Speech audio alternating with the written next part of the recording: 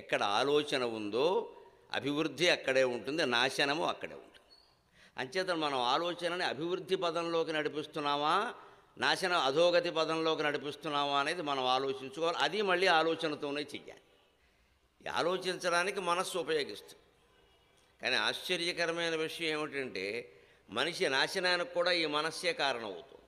మీకు ఈ సందర్భంలో మీతో పాటుగా యువతరానికి బాగా నచ్చే ఒక విషయం గుర్తు చేస్తా. రజనీకాంత్ గారు రోబో అని అద్భుతమైన సినిమాలో నటించి తీసి ప్రదర్శించారు. దాంట్లో ఒక రోబోని మరమనిషిని ఆ శాస్త్రవేత్త సృష్టిస్తాడు. రజనీకాంత్ శాస్త్రవేత్త పాత్ర అందులో అపూర్వమైన మేధావి. రోబోను సృష్టిస్తాడు. దాది అనేక రకాల పనులు చేస్తుంది, ఆశ్చర్యకరమైన విషయాలన్నీ చేస్తుంది.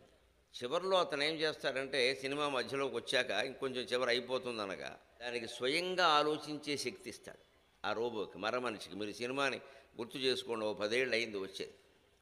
స్వయంగా ఆలోచించే శక్తి ఇస్తాడు. దాంతో అది స్వయంగా ఆలోచించి ఏం చేస్తుందంటే వీడు ప్రేమించి అమ్మాయి వెనకాల పడుతుంది ఆ రోబో.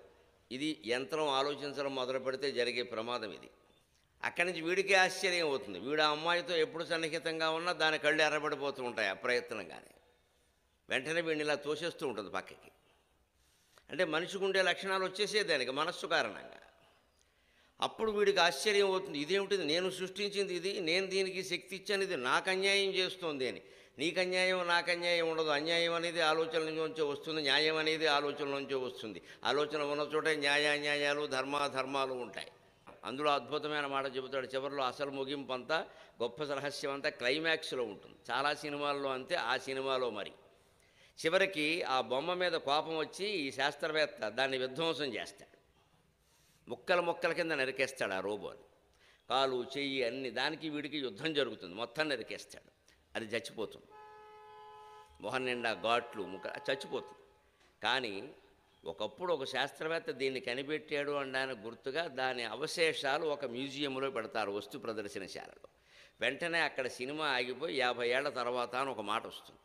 తర్వాత బడి పిల్లలు ఆ ప్రదర్శనశాలను చూడడానికి వెళతారు. అంటే ఈ కథ జరిగిన తర్వాత 50 ఏళ్ళకని అర్థం అనమాట. బడి పిల్లలు వెడితే పిల్లలు చాలా ఆసక్తికరంగా ఆ రోబోను చూస్తుంటే అక్కడ ఉండే మార్గదర్శకుడు ఉంటాడు కదా, ఇప్పుడు యాత్రల్లో గైడ్ అంటారు, ఆయన వచ్చి ఈ కథ అంతా చెబుతాడు. ఒకప్పుడు ఒక శాస్త్రవేత్త దీన్ని కనిపెట్టాడు, అది ఇలా చేసింది, చివరికి ఆయనే దీన్ని విధ్వంసం చేశాడు. అంటే ఓ చిన్న పిల్లాడు అమాయకంగా ఆ రోబో మొహం కేసి చూసి, ఎందుకంత విధ్వంసం చేశావు, అనవసరంగా ప్రాణాలు కోల్పోయావు అంటాడు.